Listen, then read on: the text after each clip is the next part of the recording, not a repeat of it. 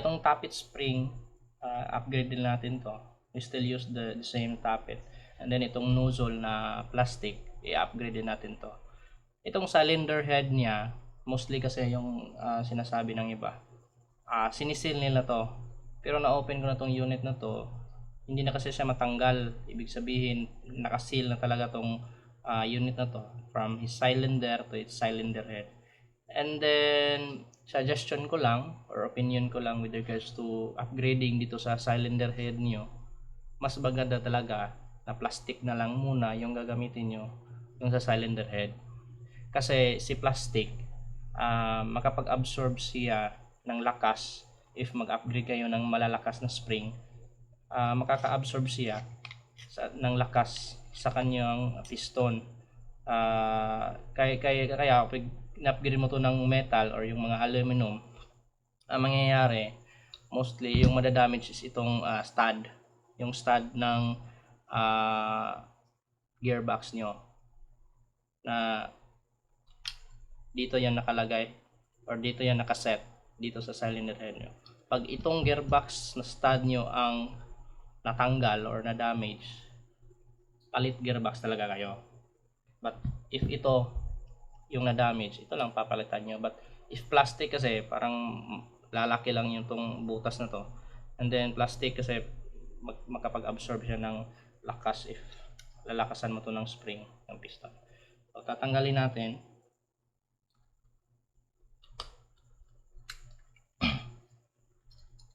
Ito yung tappet niya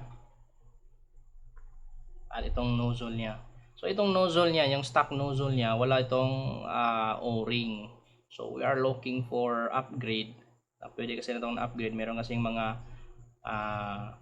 nozzle na may O-ring. Yun yung ang maganda. So ito yung in-upgrade ko. Actually, pag mag-search kayo ng parts ni AR16, wala kayong mahanap.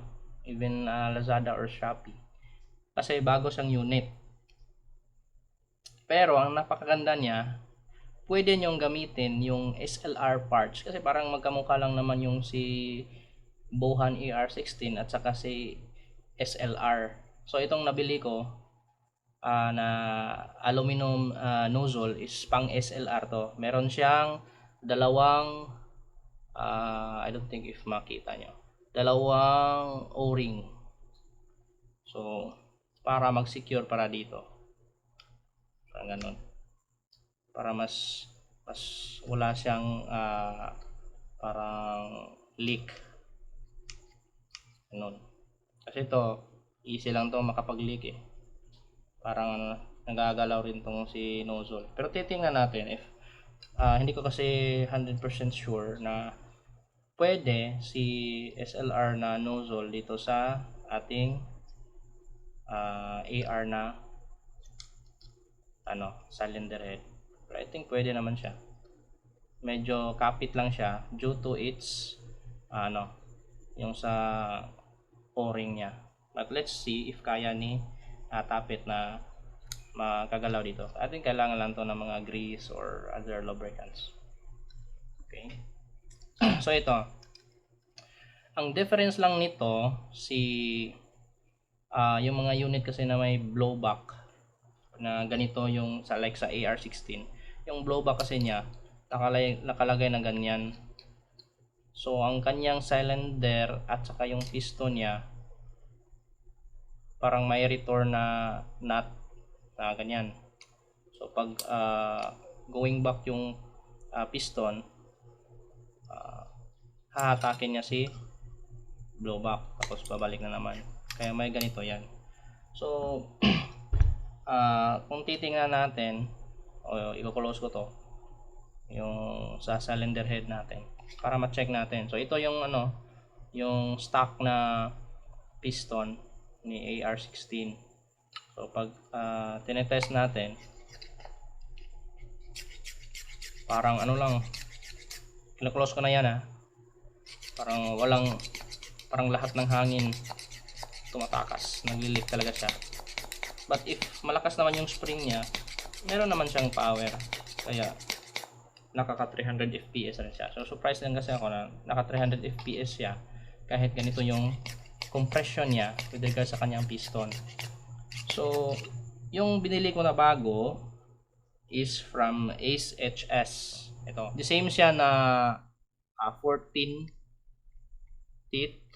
Pero magkaiba sila ng ng angle of engagement.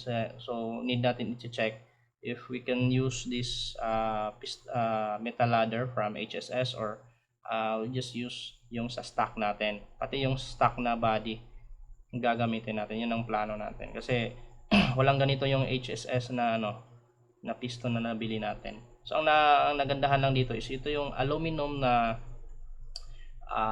piston head. Tsaka bago din tong bili ko na O-ring.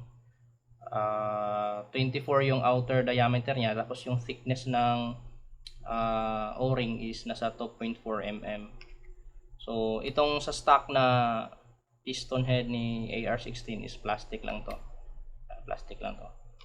So yung plan natin is we'll use itong piston head, ilalagay natin dito si piston head ni HSS dito sa stock na piston body ni AR16. Kasi gusto ko pa rin yung yung blowback, meron tong blowback ganun. Pag kasi itong gagamitin natin, hindi na tayo makapaggamit ng blowback kasi wala tong open notch dito sa taas ng piston. So kung titingnan nyo, the same na tinetest natin kanina, ito yung stock, yan, walang compression. Pero pag ito gagamitin natin, yun, napakalakas ng compression, parang ayaw niya ganun. Yan.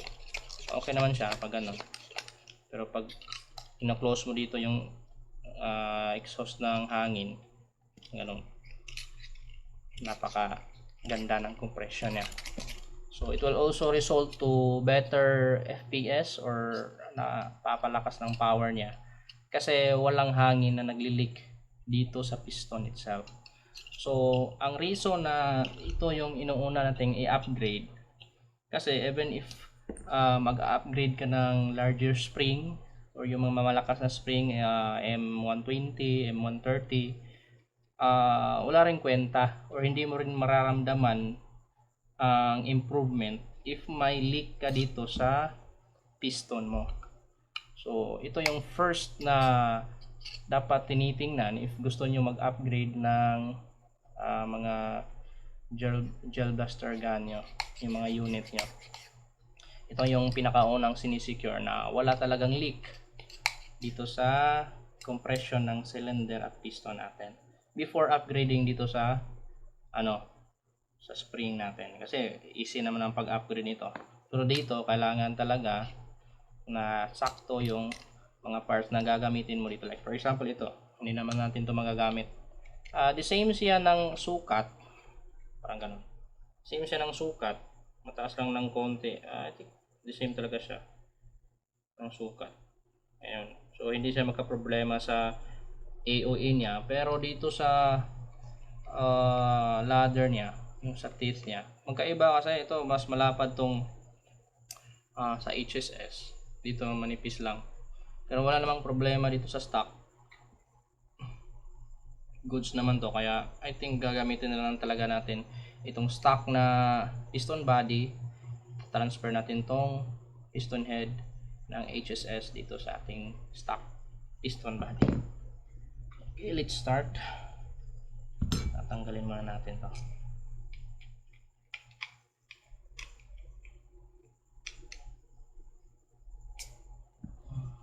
Ano tayo ng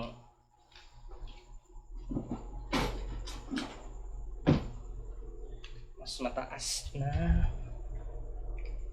screwdriver.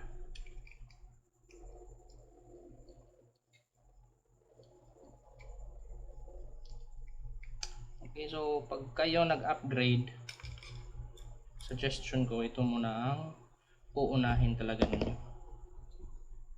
yung upgrade ng piston to cylinder para yung compression nun napakalakas. So ang new rin ito ni HSS, ito. Pwede naman itong gagamitin dito. Ang new ni HSS is meron din siyang bearing, itong set ng bearing na papasok dito sa loob. So that would also parang kabilaan to, opposite itong bearing ni spring guide, para dalawa silang magmo-move. So pag compress ng yung unit nyo, yung piston nyo, yung spring, pag compress nya, mag-alala itong dalawang tong bearing na to.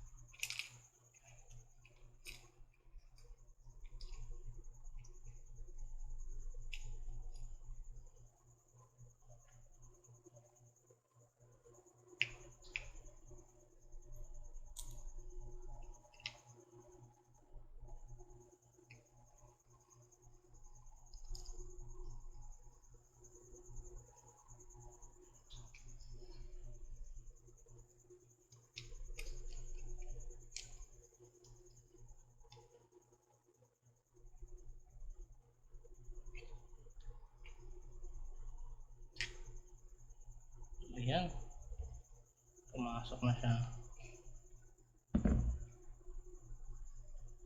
Lupit niya. So wala naman tong problema. Ayan. At ginagamit natin tong HSS na piston head. Ito, tina-transfer natin dito sa stock na piston body kasi maganda rin naman tong parang ladder nya, naka full metal na rin. Maganda naman to sa HSS, pero magkaiba kasi sila ng angle of engagement. Dito to malapad to, and I think ito matibay to kasi malapad siya. Just use this one, ito hanggang kaya niya, napakagaan rin yan ito. Tapos meron siyang notch dito for blowback ng spring. Okay, so gagamitin rin natin tong nozzle, yung may o-ring na nozzle natin. I think pwede naman siya, medyo kapit lang siya dahil sa o-ring. So lalagyan na lang natin ng oil, new nozzle from HSS, tapos itong new piston head from HSS.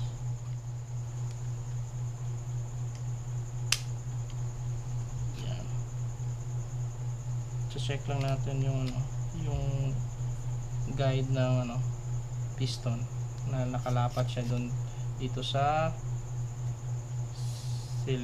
sa gearbox. Check natin yung reading ko.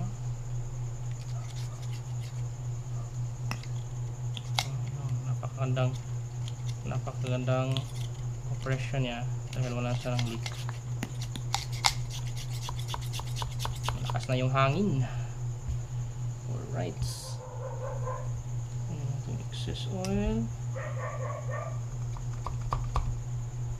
gandang compression. So meron tayong mga extra na springs and o-ring. So pwede natin itong i-test or ilagay natin sa ating unit kung may improvement. Right, so ayan,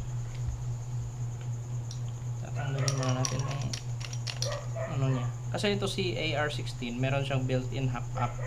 Pag nilagyan mo ng mga extension like suppressor or derailleur, tapos maglalagay kayo ng piston niya, or yung half ng split gearbox niya, Hindi niya basta-basta mapapasok dito. So let's check.